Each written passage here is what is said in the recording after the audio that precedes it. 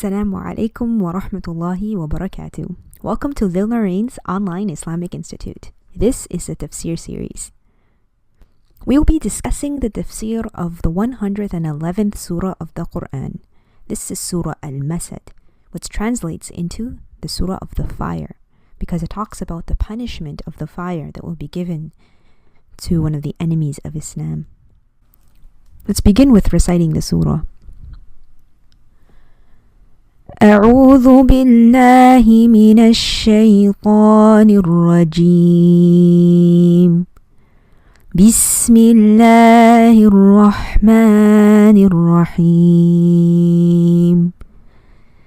تبت يدا أبي لهب وتب ما أغنى عنه ماله وما كسب سيصلى نارا ذات لهب وامرأته حمالة الحطب في جيدها حبل من مسد.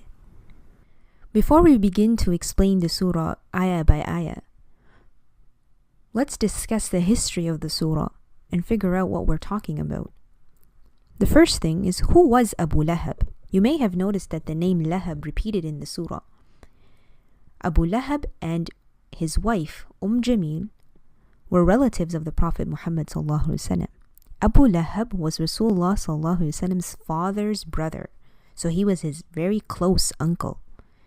He was one of the closest relatives to the Prophet Muhammad sallallahu alaihi wasallam. But when Rasulullah came with the message of Islam, Abu Lahab was amongst the first people to reject him. He was a very powerful man. He had lots of money, lots of influence. He was one of the leaders of the Quraysh. But when his own nephew, when Rasulullah sallallahu alaihi wasallam came with the message of Islam and told them to accept Allah and to accept him as the Prophet, he said no and he rejected him. And he stopped other people from listening to him. And so what did they do to the Prophet Muhammad sallallahu alaihi wasallam? Well, Abu Lahab and his wife, they would put garbage on the doorstep of the Prophet Muhammad sallallahu alaihi wasallam. They would put thorns and wood and trash, so that every time Rasulullah sallallahu alaihi wasallam or somebody from his family came out of the house, they were hurt and they had to walk through this. Not only that, but Abu Lahab would go out onto the streets and tell people not to listen to Rasulullah sallallahu alaihi wasallam. And he would torture the Muslims and he would throw rocks at Rasulullah sallallahu alaihi wasallam. And everybody was shocked that what kind of uncle does this to his nephew? But Abu Lahab made everybody on his side. And he said he's crazy, he's a liar, and he would spread falsehood and lies about the Prophet Muhammad sallallahu alaihi wasallam. And after a lot of trouble, after causing a lot of trouble to the Prophet Muhammad sallallahu alaihi wasallam, this surah was revealed. And it said that Abu Lahab and his wife will get a punishment for all the things that they have been doing to the Prophet Muhammad sallallahu alaihi wasallam. They prevented them from eating. They prevented Rasulullah sallallahu alaihi wasallam from gaining more followers. Whenever Rasulullah would pray in public, they would ridicule him and make fun of him. Especially Abu Lahab, he was very greedy for money. When Rasulullah told him to come to Islam, he said, what will I get? Will I get money? Will I get any special treatment because I am your uncle? And Rasulullah said, no, everybody is equal in Islam. There's no preference given to relatives. There's no preference given to the wealthy. And Abu Lahab didn't like that. And so when the torture became too much and the people of Mecca were getting confused and turning away from the Prophet Muhammad sallallahu alaihi wasallam because such a powerful man was making fun of him, Allah revealed this surah to let everybody know that this man will just get punished. And what he is saying is just lies. And the torture and the fun that he is making of the Muslims, he will have to face the consequences of that. And so then this surah was revealed. The first ayah starts with تبت يدا أبي لهب وتب. Right in the first surah, we are mentioning his name. This is one of the only surahs in the Quran that mentions an enemy of Islam by name.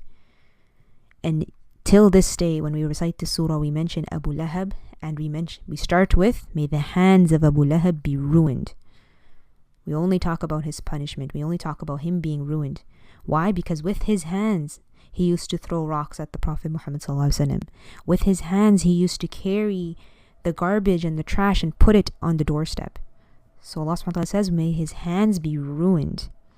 And even when we talk about Abu Lahab, Lahab wasn't his real name. This is a nickname given to him. Lahab means the flame of fire. And so Abu Lahab means the one who had a flaming, fierce personality. And this was because he was so fierce and so harsh. And so this is why he was given the name Abu Lahab. To this day, we don't even recognize him by his name. We recognize him by his nickname, the Abu Lahab, because of the fire that he is going to end up in and the ruin that he caused. But he was a rich man, wasn't he? He had everything. He had power, he had influence. He was a very powerful man. But will any of that help him? And he was related to the Prophet Muhammad sallallahu alaihi wasallam. And there is nobody better on this earth than the Prophet Muhammad sallallahu alaihi wasallam. So will that help him at all? And then Allah subhanahu wa ta'ala gives us the answer. In the second ayah we learn, مَا أَغْنَى عَنْهُ مَالُهُ وَمَا كَسَبَ. His wealth will not help him in anything. Everything that he has gained in this world, all the respect, all the influence, all the power, all his wealth, will not benefit him in any way, will not help him, will not prevent the fire from him. On the day of judgment, he can present everything that he had, all the gold, all the money, everything, and say, please protect me from the fire. But then it will be too late. None of that will get him out. Because in this world, he used his power and his money to torture the Muslims. When the Muslims were going hungry, he used his money to buy all the food so that nobody would have anything to eat. When he had power and influence, he used to go out to the people and tell them to don't listen to Prophet Muhammad sallallahu alaihi wasallam. He was so arrogant and so proud and so distasteful towards Islam. He became evil, and none of his money will help him. So even though it seemed in this world that he had everything and he had power, Allah says none of that matters. None of that is going to help him. Instead, what will happen? We learn in ayah 3. سَيَصْلَى نَارًا ذَاتَ لَهَبٍ. He will enter to burn in the fire of flame. And over here we see Lahab again. And this is where his nickname comes from too. From the fire of flame. He's going to burn in the fire of flame. And only Allah subhanahu wa ta'ala has the authority to say that somebody will burn in the fire. Only Allah subhanahu wa ta'ala can say what somebody will get punished with. And Abu Lahab's sentence was given to him in this life already. But still this surah didn't change him. Even though he found out it was going to burn in the fire, he still didn't care. And he continued in being an enemy towards Islam. And so Allah tells us that his wealth and his influence, nothing will help him. Instead, what will happen? He's going to burn in the fire. And that is the result of his evil actions. We also learn about his wife. Because his wife was a supporter. Jamil, she was a supporter of Abu Lahab. She supported him in his actions. She used to wear this necklace that was really expensive, and she sold it so that she could spend more money on torturing the Muslims and making fun of the Prophet Muhammad sallallahu alaihi wasallam. She was just as bad as him, and she supported him in his evil. And what will happen to him? In fact, we don't even remember her as Jamil either. In the surah, she is mentioned as the wife of Abu Lahab. So she is also connected with that punishment of the fire. In the next ayah, in the ayah 4 and 5, we learn what will happen to him, to her. وَامْرَأَتُهُ حَمَّالَةَ الْحَطَبِ. His wife, she's not even mentioned by name. She's mentioned as his wife, meaning the wife of the person who's burning in the fire. His wife was the carrier of the firewood, because both of them used to help each other to carry the firewood, and this was like burnt firewood and garbage that they used to put in the doorstep of the Prophet Muhammad ﷺ, because they were actually his neighbors. So they used to put it on their doorstep and leave it there so that they would hurt the Prophet Muhammad ﷺ's feet when he walked out. So she was the carrier. So this teaches us that it's not just about what one evil person is doing, but anybody who supports the evil person is also counted as part of that evil. So as Muslims, it's not just enough to say that that person is evil and that person is doing bad, but if we support them in any way, or if we don't speak up against them, then we are also part of that evil. And what does Allah say about her in the end? في جيدها حبل من مسد, and around her neck is a rope of twisted fiber. This is describing the punishment, and this is described in very explicit and harsh language as a warning to everybody else who's going to oppose Islam. Don't forget that your evil actions will have a result.